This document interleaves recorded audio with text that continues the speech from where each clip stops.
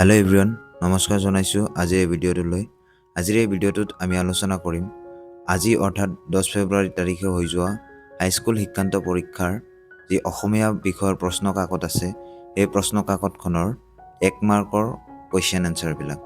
গতিকে যদি আপোনালোকে নিজে মেট্ৰিক পৰীক্ষাৰ্থী নাইবা আপোনালোকৰ ঘৰত কোনোবাই এইবাৰ HSLC এক্সাম দিছে তেনেহ'লে ভিডিঅ'টো নিশ্চয়কৈ চাব আৰু আপোনালোকে নিজে গম পাব যে আপোনালোকৰ 1 মাৰ্কৰ কিমানটা কুৱেশ্যন এনচাৰ কাৰেক্ট হৈছে। গতিকে ভিডিঅ'টো স্কিপ নকৰাকৈ আপোনালোকে সম্পূৰ্ণকৈ চাব বুলি আশা ৰাখিলোঁ।